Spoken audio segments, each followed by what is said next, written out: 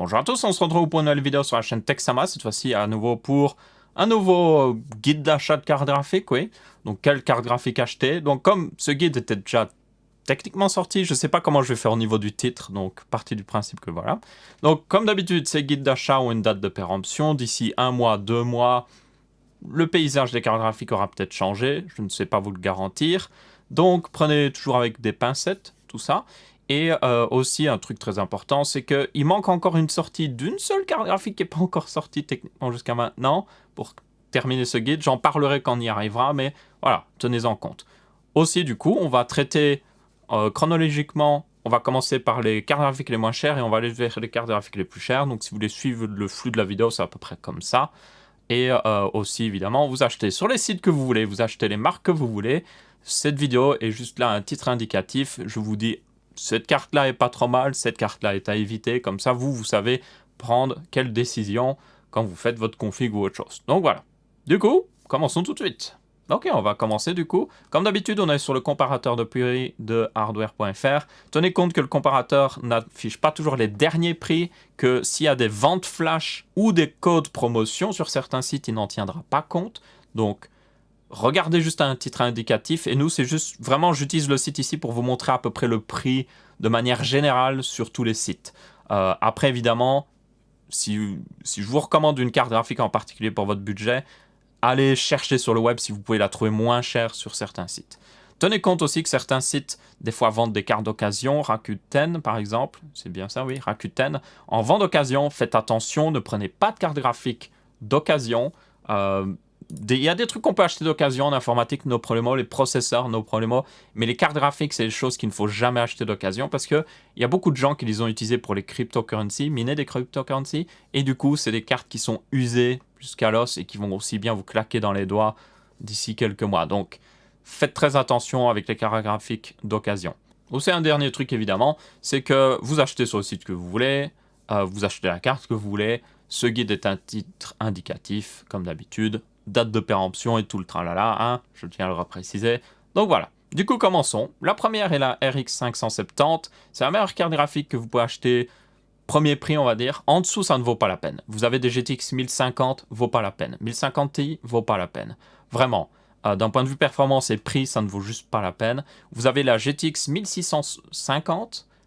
Elle est vraiment... Elle a une utilisation très spécifique. Si vous l'avez pour un ordinateur portable, ça va. Mais on ne parle pas d'ordinateur portable ici, on parle d'ordinateur fixe, évidemment. Donc, pour un ordinateur fixe, le seul cas d'utilisation que je vois pour cette carte, et c'est un cas très spécifique, c'est si vous avez besoin d'une carte graphique qui consomme le moins possible, mais qui offre quand même pas mal de performance, ok, alors là, vous pouvez la prendre. Mais pour tous les autres, franchement, une RX 570 est plus puissante, est souvent moins chère, et elle vous suffira amplement pour jouer en 1080p. Donc ouais.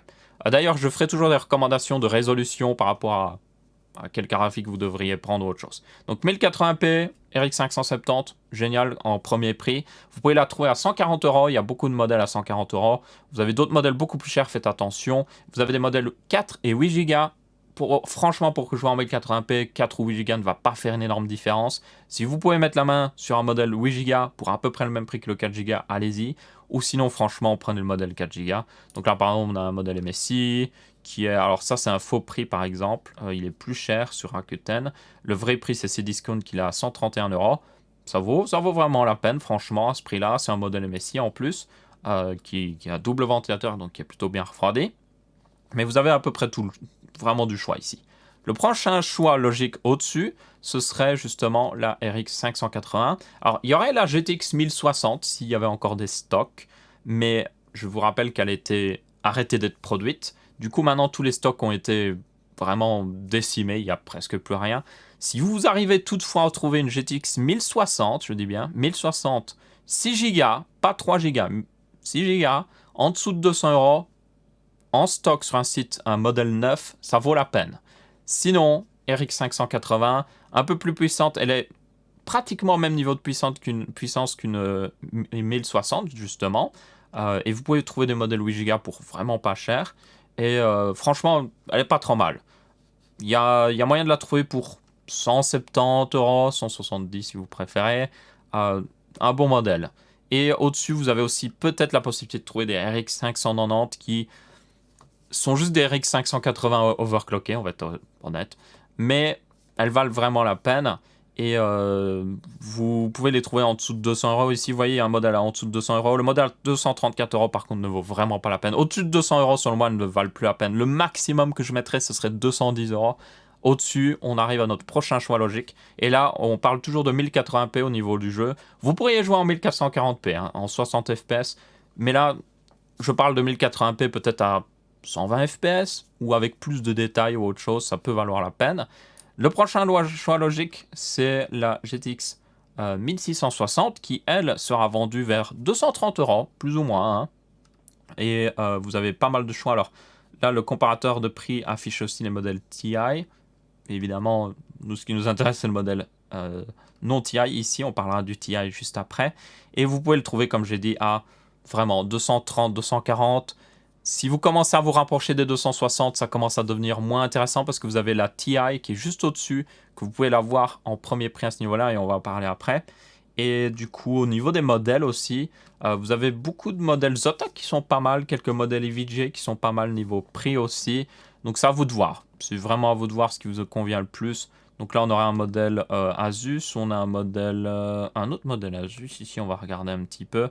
Et puis le modèle EVGA, comme j'avais dit, qui était pas trop mal.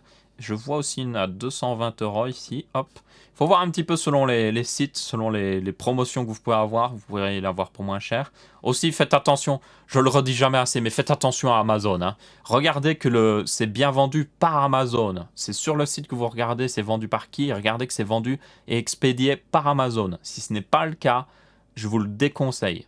Et encore, Amazon, des fois, il y a des problèmes. Mais au moins, si c'est full Amazon, vous avez la garantie qu'Amazon fera en sorte de régler votre problème.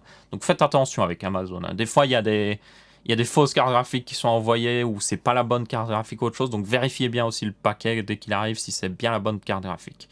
Ok.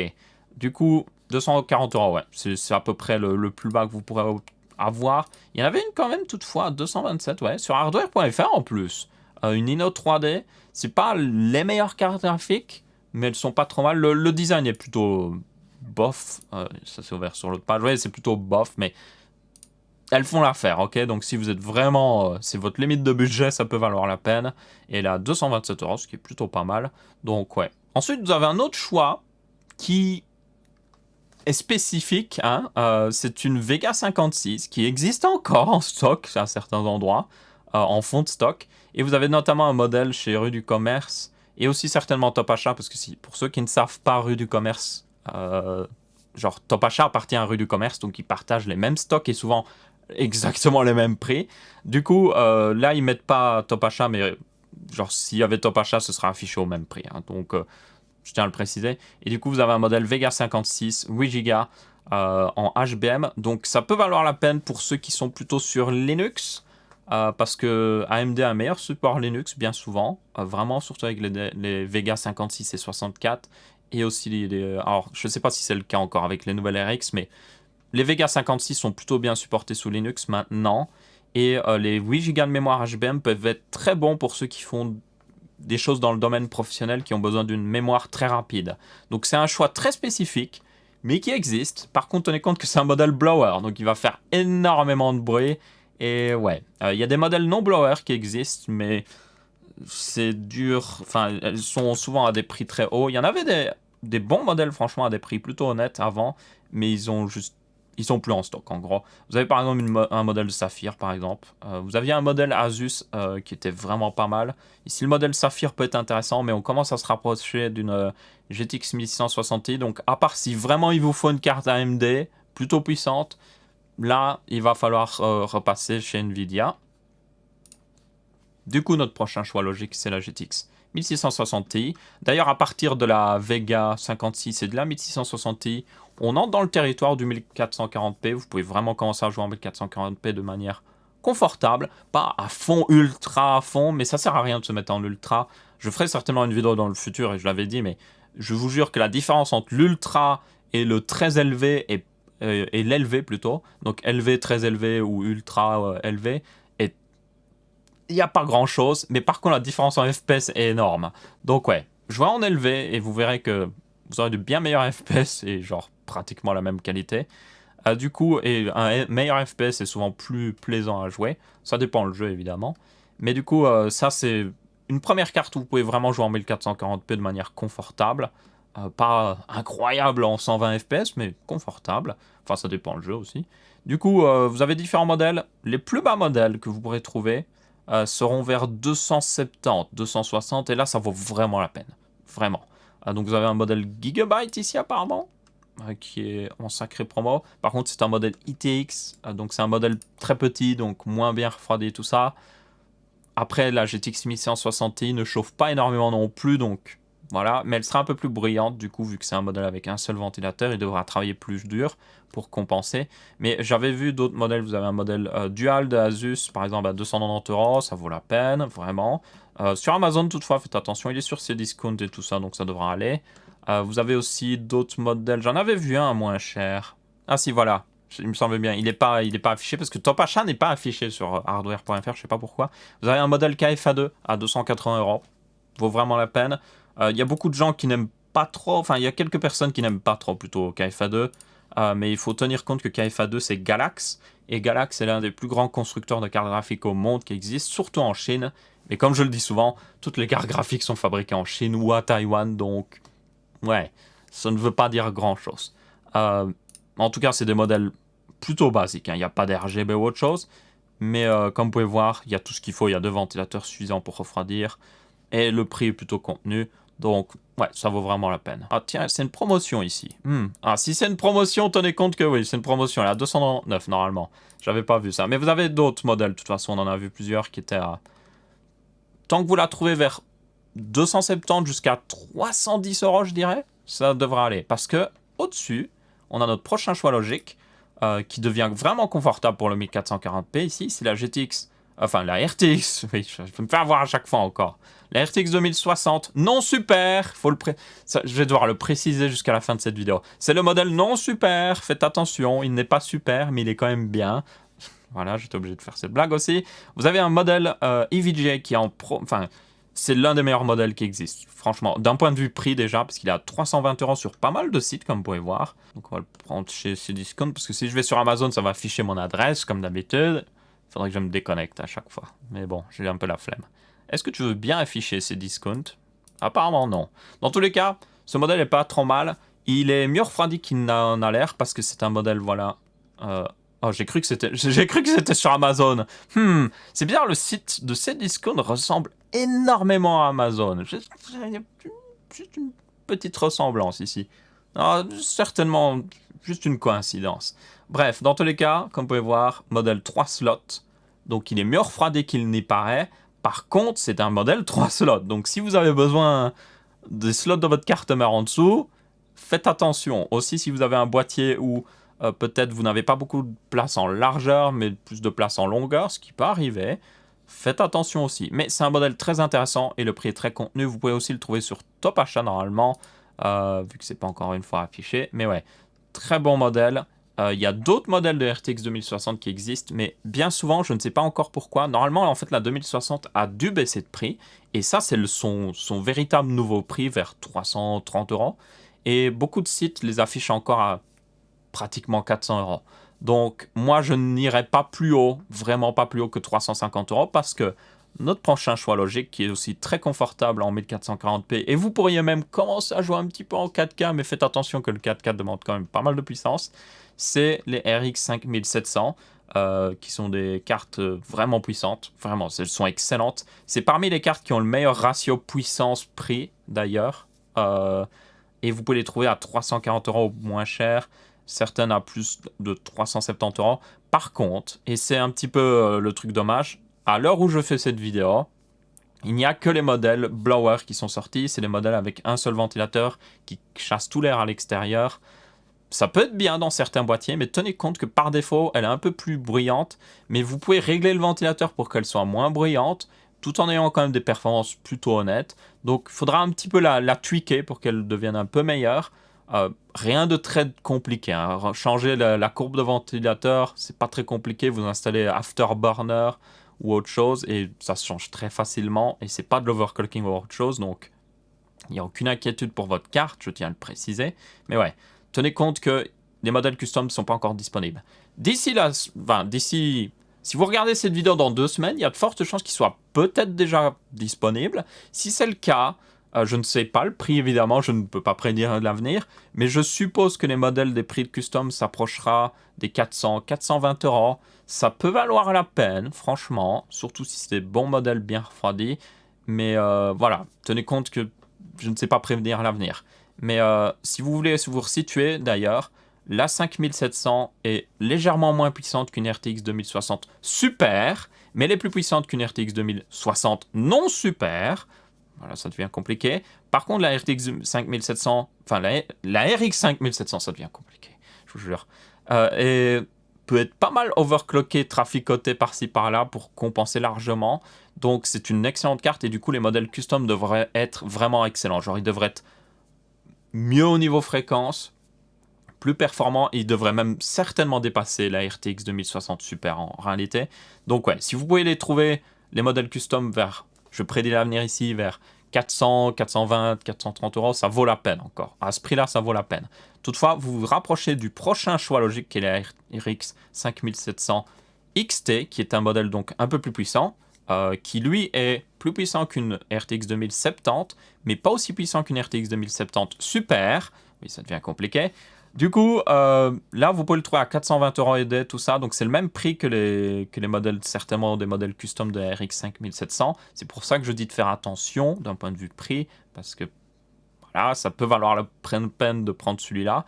Toutefois, évidemment, c'est le modèle blower, encore une fois. Donc, c'est pas le meilleur au niveau bruit.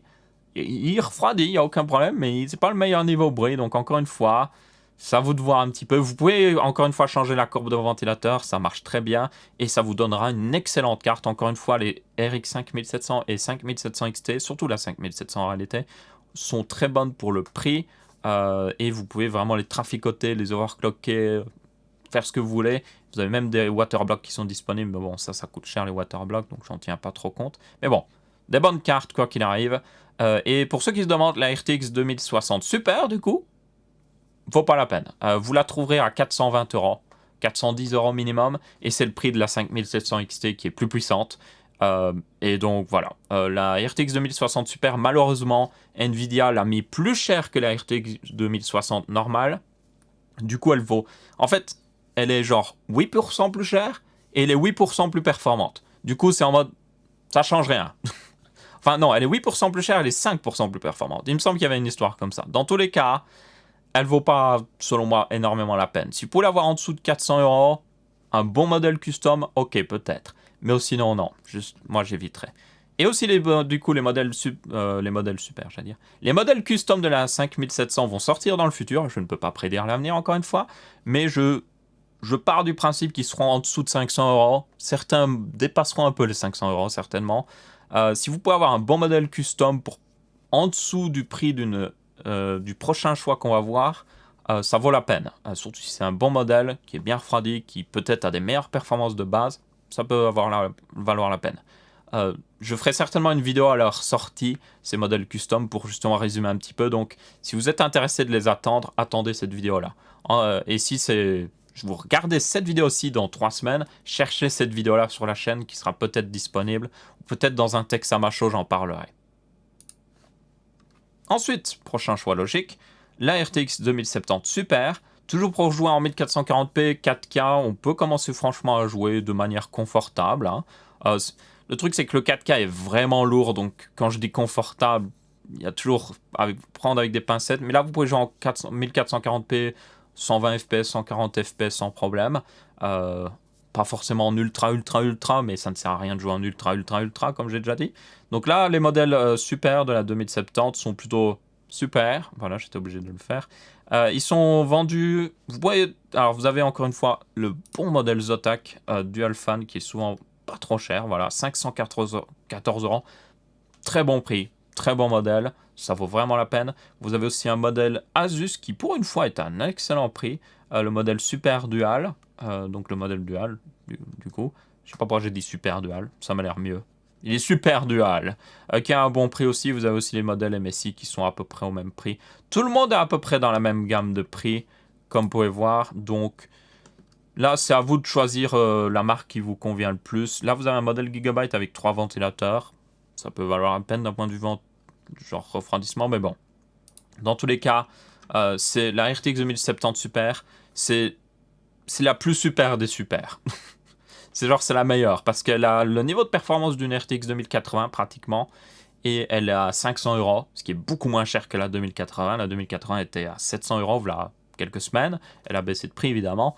Mais ouais, franchement, c'est un excellent choix dans le haut de gamme de cartes graphiques. Maintenant, on va commencer à atteindre l'irraisonnable. Selon moi, genre, jusqu'à maintenant, y compris la 2070 Super, vous en avez pour votre argent. C'est cher, mais vous en avez pour votre argent. Maintenant, on commence à en avoir moins pour votre argent. Mais si vous voulez vraiment plus de performance, ben voilà, il n'y a pas trop le choix. Alors, vous pouvez trouver des 2080 pas trop chers, vers 600 euros. Personnellement, je trouve qu'elles ne valent même pas la peine à 600 euros. Vous pouvez prendre la 2070 Super, l'overclockée, vous aurez une 2080 basiquement, et vous l'aurez pour 80 euros moins cher. Donc, et ça, c'est en tenant compte des prix les plus bas. Si on va vers les prix les plus hauts, elle est juste trop chère maintenant. Donc ouais, abandonnez la 2080. Après, je suppose qu'ils vont essayer de se débarrasser des stocks. Donc si vous trouvez des 2080 pas trop chers, en dessous même de la barre des 500 euros, vers 600 euros, des bons modèles, genre avec du bon refroidissement. Là, il y a un modèle Aorus, par exemple, qui est vraiment pas trop mal. C'est un modèle haut de gamme en temps normal, hein, il faut le préciser, genre PCB custom, très bon refroidissement, RGB, en veux-tu, en voilà. Ça peut valoir la peine, mais tenez compte que une 2070 Super serait presque aussi bonne pour moins cher. Et du coup, le prochain choix logique, c'est la RTX 2080 Super, qui, j'ai pas fait de vidéo quand elle est sortie, mais cette carte est extrêmement ennuyante, je vais être très honnête. Elle est au même prix que la 2080, normalement. Là, vous voyez qu'il y a quelques modèles à 740 euros, 759 euros. C'est à peu près le prix de la 2080 hein, quand elle existait encore parmi nous, parce qu'elle va être, pour information, elle va être arrêtée au niveau production à la 2080. Donc, c'est pour ça que je dis qu'ils vont vider les stocks, ça peut valoir la peine. Mais du coup, comme vous pouvez voir, vous avez plusieurs modèles pas trop mal de 2080 super. Le seul truc en fait qui est pas super avec, c'est qu'elle est juste genre 4% plus performante que la 2080, 5%, enfin ça dépend, non, elle est 5% en moyenne dans les jeux. Certains jeux vont en profiter, certains d'autres, pas du tout. Donc, je veux dire, ok, c'est génial d'avoir une carte plus performante que la 2080 pour le même prix, mais vous pouvez avoir la même carte que la 2080 pour 500 euros. Donc, je suis en mode, ouais, franchement, vous mettez 200 euros en plus par rapport à une 2070 Super pour avoir une 2080 Super, et franchement, ça vaut pas énormément la peine. Ça vaut vraiment pas énormément la peine. C'est pour ça que je dis, là, vous n'en avez pas pour votre argent. Vous avez plus de performance, mais vous n'en avez pas pour votre argent. Et c'est aussi à partir de là qu'il n'y a plus de concurrence avec AMD, parce que la Vega 7 va quitter les ventes. Donc, c'était la seule carte qui était en compétition avec la 2080, mais pas vraiment. Du coup, elle ne vaut même plus la peine aussi la Vega 7 pour information. Donc ouais, c'est à partir de là qu'on voit que Nvidia domine et du coup, ils en profitent niveau prix. Hein. Mais bon, selon moi, la 2080 Super ne vaut vraiment pas la peine. Si vraiment vous êtes en mode, je veux juste le top du top niveau performance, et fuck it au niveau de l'argent, vous avez la 2080 Ti qui là est vendue, alors vous avez beaucoup de modèles. Et là, vous avez des différences de prix qui sont honteuses, on peut le dire. Vous pouvez partir de 1000 euros, un petit 1000 euros, hein, ça va, ça va. Sur matériel.net, un modèle Zotac, double ventilateur, ça va, ça va. Et vous pouvez monter jusqu'à des modèles juste complètement déjantés. Le plus déjanté, c'est le modèle de EVGA, le modèle Kingpin, qui est vendu à 1900 euros, je crois. Donc vraiment, vous avez une différence de prix d'un modèle à l'autre de 900 euros. Donc ouais, il y en a pour tout le monde, on va dire. Personnellement, j'en prendrais une vers... Alors là, vous avez un modèle à 800 euros, mais je suis sûr que c'est un mauvais prix mal affiché, parce que c'est... Alors, Amazon.fr, ouais, non, je suis pari qu'il n'est pas vendu par Amazon, j'en suis sûr et certain.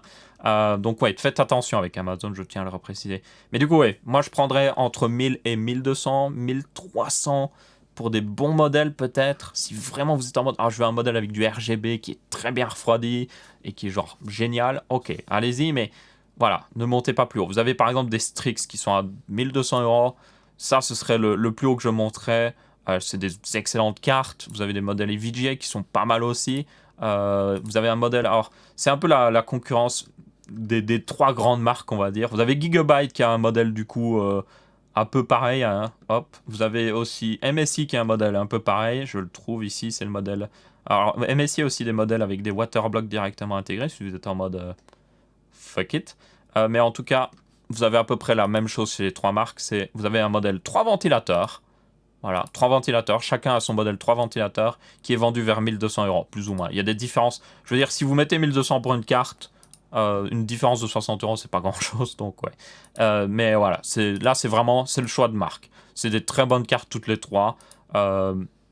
Là, c'est vraiment, vous êtes en mode, est-ce que je veux synchroniser le RGB de ma carte mère avec la carte graphique? Ben, prenez la même marque. Les 3 modèles sont excellents, quoi qu'il arrive. J'ai pas trop testé. Personnellement, j'ai pas trop testé ces 2 refroidissements, mais j'ai pu tester le même genre de refroidissement sur la 2080, pas la TI, la 2080.